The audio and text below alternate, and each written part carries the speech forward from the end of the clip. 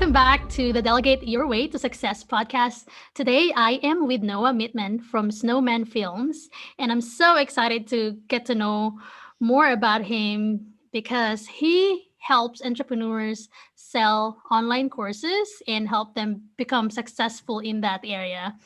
So, how do you do everything in your business? Because you said that you help business owners with creating the online course, putting it out there. So, how do Yeah. you all of those So things? Are you basically Superman? it's sometimes I feel like I'm, doing the one-on-one coaching because I'm good at that. And I'm recording those sessions with consent from the students. And then I'm going to take, I'm going to rewatch and take the light bulb moments from within those and the really good stuff I'm going to make into courses, into starting with mini courses, probably something $27, $47 level, and then building through the four phases that I have.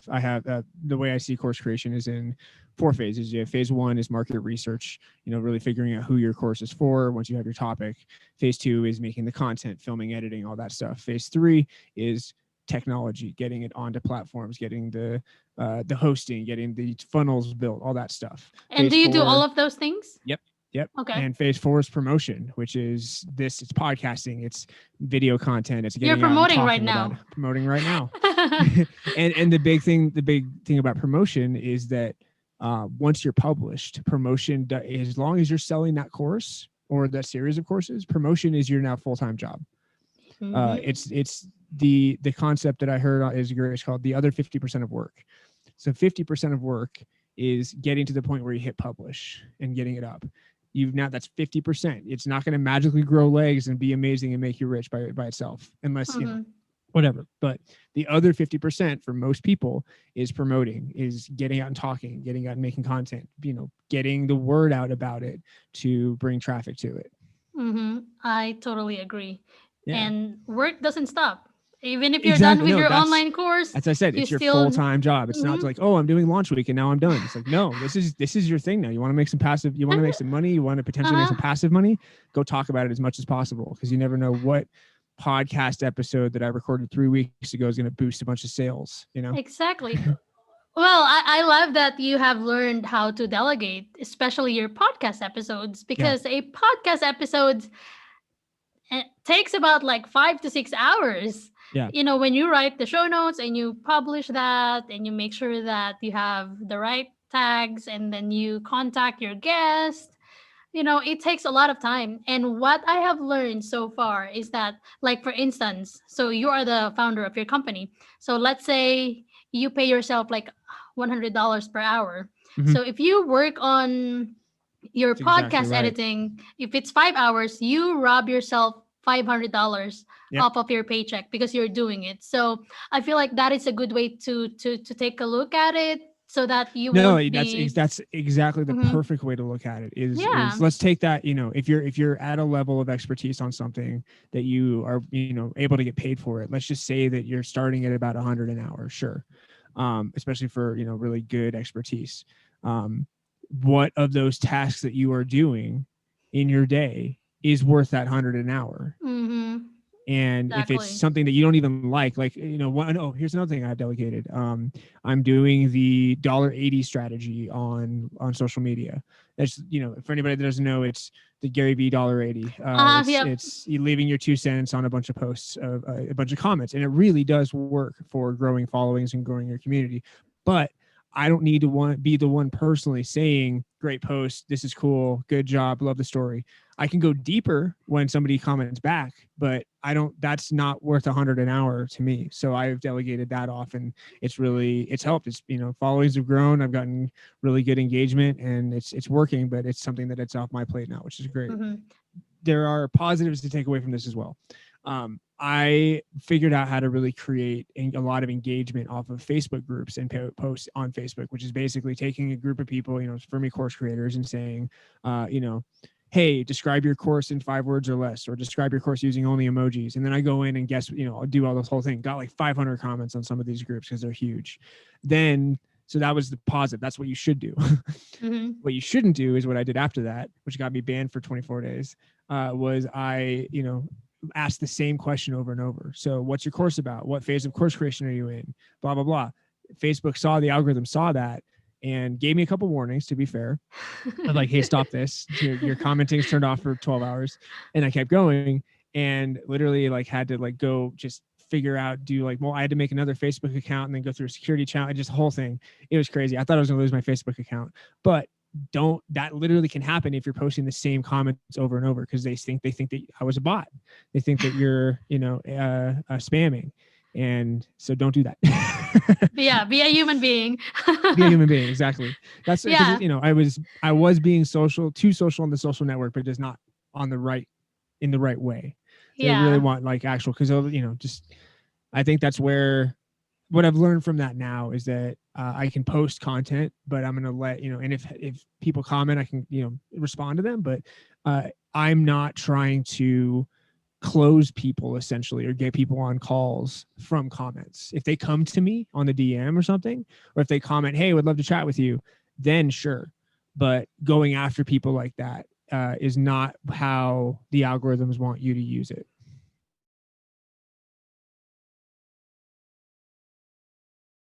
Hey, busy entrepreneur. My name is Christy Yoder, founder of Smart VAs, a virtual assistant agency. We have helped so many busy entrepreneurs get their time and freedom back while still growing their businesses. Now, I have a very important question for you.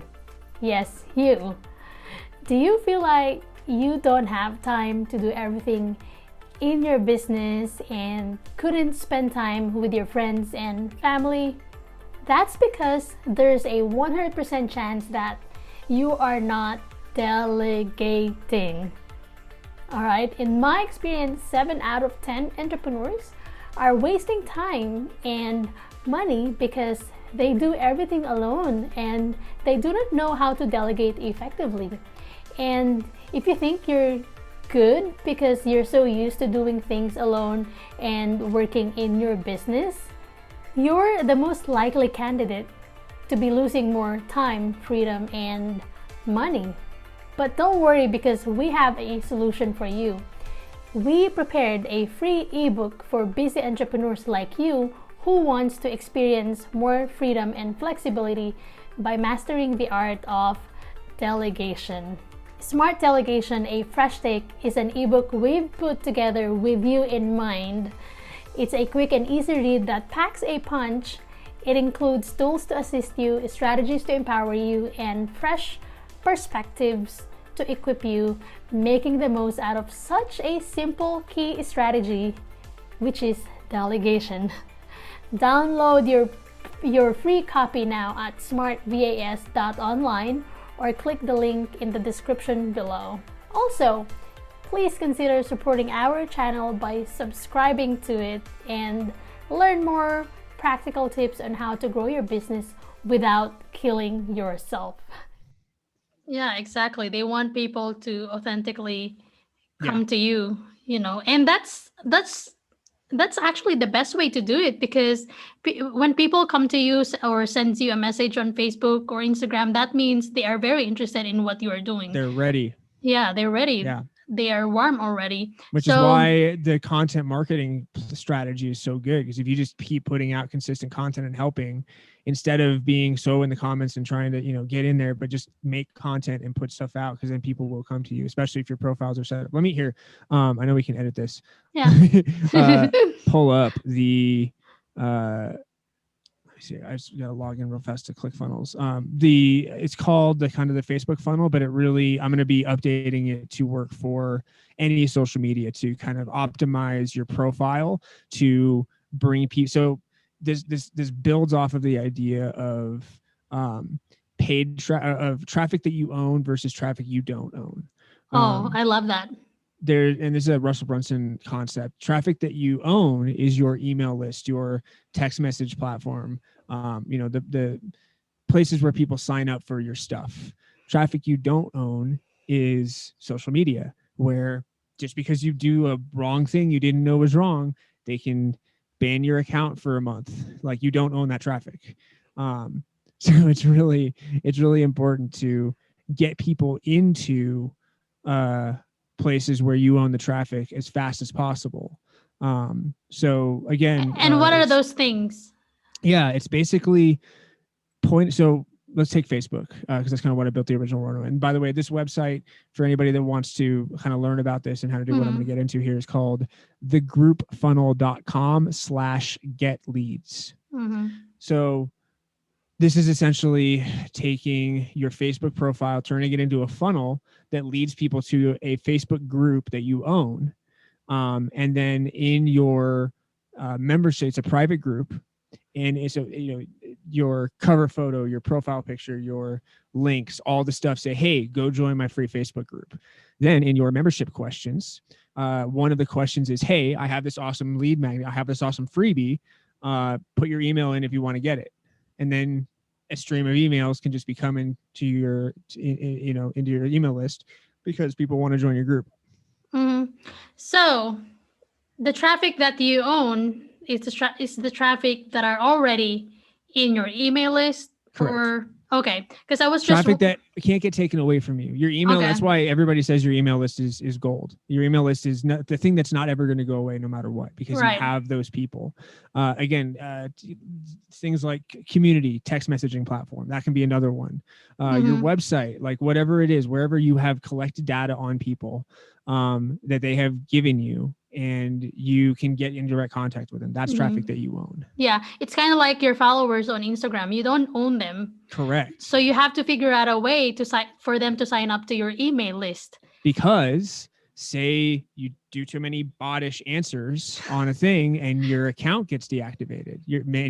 Think about your Instagram just being gone. That can happen. That has happened to people, and that would be awful.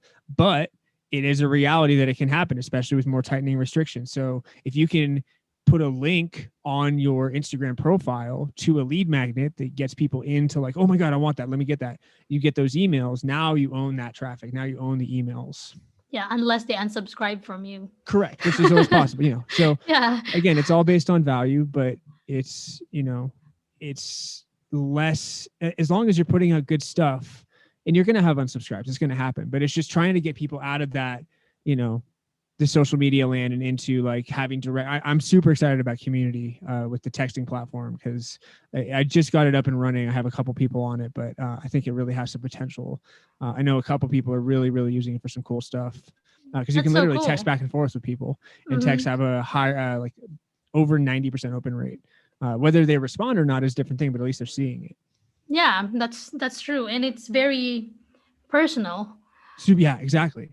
No, it's just it's just like the DM. But again, like what else happened when my Facebook went down was my Messenger went down because it was based off that profile.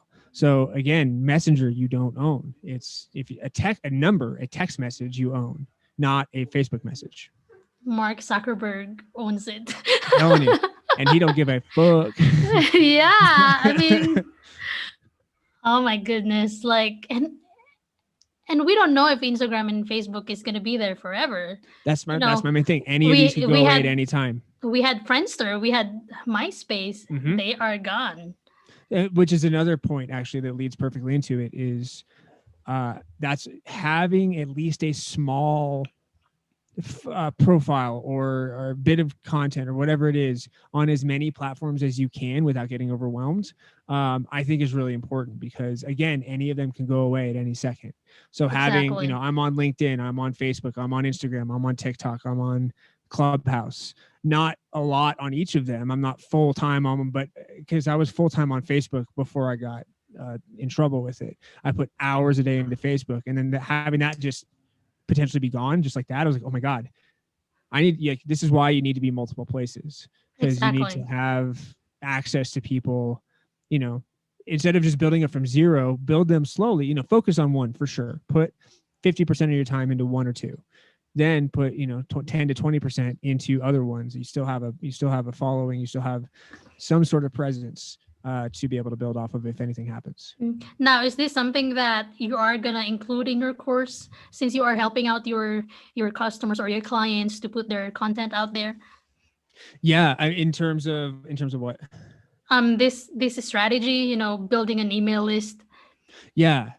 I mean, I definitely email list is part of it. I think so. One, I'll give out. I'll give some email stuff here. So, I think a super cool way to get to email list is important, and it's getting an email from somebody is a bigger deal than you think. Like, because all of us have so many subscriptions, right? Like, we're all like, oh, I don't want another subscription. You have to incentivize them. You can't just be like, hey, give me your email. I've literally had students that are like, oh, so I just asked them for their email. I'm like, no, you got to like incentivize it. You got to give them something cool in return. And then for me, once they get in, they get their thing right away, and then I put them into a automated welcome sequence. So one email is getting to know me. It's all value or story. Everything is value or story. And then at the end, it can be, hey, here's my free webinar if you want to check out my course, whatever it is. I have like 6 or 7 emails in my welcome sequence that get them into my world. And now that I've finally had some time to create some new content and do some editing, I'm going to be putting out try to, in my best, to put out a weekly newsletter with, the best of the content that I've had for the previous week.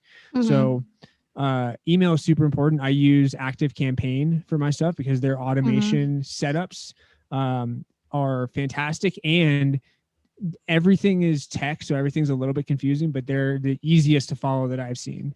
And they're relatively cheap. I think it's only like, it's based on how many subscribers you have. Yeah. But you can be free for a while.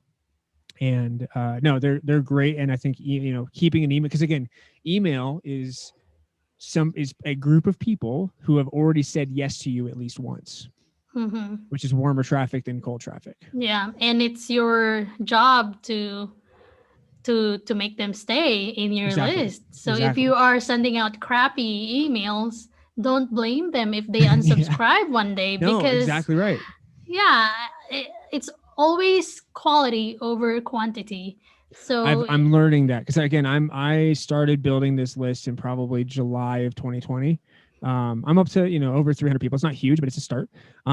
But for a couple, I say for like a month or two, I had my podcast RSS feed linked to the email list. So every time a new podcast would go out, they would get an email about it. That's what I do as well. It was cool. It was cool, except I didn't send anything else out. So they just, every couple of days, we get new podcast. And like, as people started unsubscribing. So I was like, okay, I will make a newsletter where I include the podcast as one of the options but there's also videos and other stuff. I'm not just going to hit you with a podcast every like 2 days. Yeah, that's a good idea. I tend to do that as well. So you're not alone. Watch your unsubscribe rates. I'm sure it's. I have not checked it yet for the past couple of weeks. I'm scared to look at it, but I need to be brave and face it. And that's the other thing I think is there's I feel more added pressure when I'm talking to the email list, because again, it's like my people a little bit more. Like, I don't want to fuck this up for them. But having that courage to hit send on. I think the main thing that helps me with that, with being okay, like, am I doing okay? As long as I know that there's either a story being told or some sort of tip or value being shared, and it's not just full sales, because I've definitely been a part of some lists that are just all sales all the time. And you're just like, this is exhausting. Like, yeah. So I think I am rarely going to do sales. If anything, it'll be, hey, book a call with me if you're interested, like, let's chat or something. Yeah, very subtle. But no, really focusing on that. Is this providing value? Is this telling a story? Is this, edutaining them in some way, to keep them there? And that makes me feel better about, hitting that. Well, what do you think is the top 3 things that a business owner should know before they start building a course? Yeah. The what, the who, and the how. So what you're going to teach about, what you're going to build something around. And I would say start with, what you're passionate about, what you have expertise in, what you're excited about, because you're going to be putting a lot of time into this. The who is who it's for. If you don't know who it's for, what do? You got to figure out who your customer is, who's interested, who is wondering about this stuff, what, really deep on them, like, what age are they, what gender are they, where do they live, what are their interests, all this stuff, what are they wondering about, and the how is, what is your style of teaching? You have, three basic ways of delivering information on an online course. You have video, you have audio, and you have written. You don't need to choose any one of those to do your entire thing on, but figuring out which portions are going to be video, which portions are going to be just audio if you have any, and which portions are going to be like written worksheets. And that's how you build. If you know what you want to talk about, if you want to know who you're talking to really get that market research and get feedback from them, and then you know how you want to deliver it, that is kind of the first three things to figure out on moving forward. And when they contact you, you will be able to help them with those three things, right? Absolutely. If they have those three things, basically they've figured out market research and how they want to go about making stuff. And then that's literally dumps them right into my courses, film your online course at home, and then get it online and get it promoting. And they're well on their way. Yeah, cool. So where can people find you online? Yeah. So I am on LinkedIn, Noah Mittman. I'm on Facebook, Noah Mittman or Snowman Films. My Instagram is Snowman Films. I'm on TikTok. Will be Snowman Films. Right now it's Create Your Course because I changed it for dumb reason. You can't change it back for 30 days. So TikTok, Snowman Films, Clubhouse, Noah Mittman, pretty much anywhere. Snowman Films or Noah Mittman, and you'll find me. YouTube is coming up, all that stuff. I'm kind of everywhere, and but I will say if you really want to get in contact with me, where I spend the most time is probably LinkedIn, Clubhouse, and TikTok. Awesome. Well, I'll put those links in the show notes below so people can find you. Yeah, it's a great I actually time. have a free download it for you if you want. Oh yeah, sure. To get people started. So I have a 4 steps to go from nervous to natural on camera, free download. And you can get that. So I'll give you do it in the show notes as well. Yeah. But that you can find at filmyouronlinecourse.com/nervous to natural. Awesome. And that'll get you started with your content game. Yep. And I think that's very important thing. It's everything to learn. Having good camera presence. I think, especially in the world of digital, you need to be able to talk to that camera with confidence and feel comfortable with it. And it just takes practice. Exactly. Well, thank you so much for your time, Noah. It's been great having you on the podcast. I enjoyed it.